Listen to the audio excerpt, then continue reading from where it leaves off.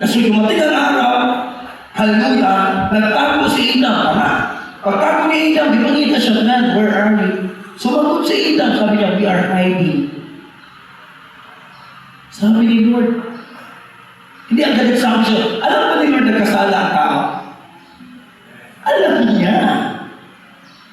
Pero bakit siya naghanap? Because the God we serve is a gracious God. Ano ibig sabihin ng paghahanap ni Lord? God is giving Adam what? Favor. Kasi kung humingi lang talaga ng tawad si Adam that time, hindi talaga siya totally ma-disconnect. Alam mo, sabi lang, alam mo anong tawag ng pagbaba ni Lord during that time? Ang tawag doon is grace. Because after 4,000 years, the Son of God will come down from heaven to restore the fellowship and to save the people of God. That is a prophetic gesture, that is a prophetic destiny na sinasabi ng Panginoon dahil nagkasala ka, bababa ako. Diretso ba nag-judge ni Lord ang tao? Wala. Hinanap niya muna. Ano sabi ng kanta na Forever Grateful? You did not wait for me, draw near to you, but you clothe yourself in frail humanity. Did you know? You did not wait for me to cry out to you, but you let me hear your voice calling me. Hinanap ng tao. Sabi, where are you? Kung ako, Ginoo. Hindi mo i-apply agad. Kaya ba ni Lord? Yes. Because He is a creator God. Ama? He is Yahweh. He is El Shaddai.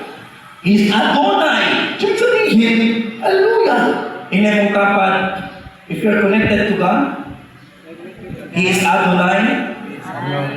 So Adonai kay Kalinaw. Adonai kay Kusog. Tama na? Adonai, di ba? Adonai. Panalangin. Diba? So nagkabutan tayo na, mga isuon is this. I-keep on looking after land. Alam ba ang tawag doon sa paghahanap na kay Adan? Ang tawag doon is grace. He don't judge directly Adam.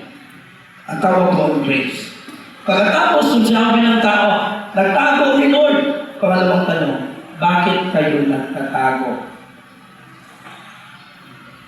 Ang sulitan, kasi hubad kami. Alam mo anong yung pangalawang tanong? Ang tawag doon is grace.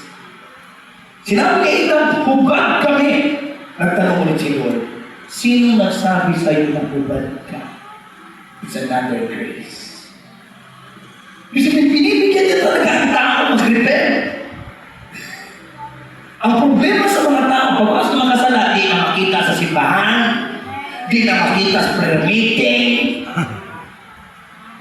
Instead yung mo pa doon, sa pagkailod mo pa tayo.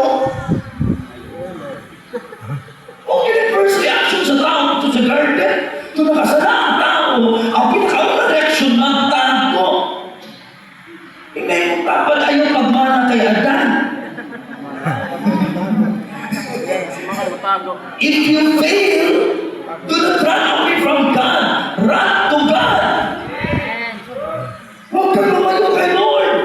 You cannot resolve your sin problem. You cannot resolve your problem. You cannot resolve your failure. Yes, you fail. Kaya sabi ni Lord sa Psalms, hindi kita papatulan kasi alam ko gawa ka sa dust.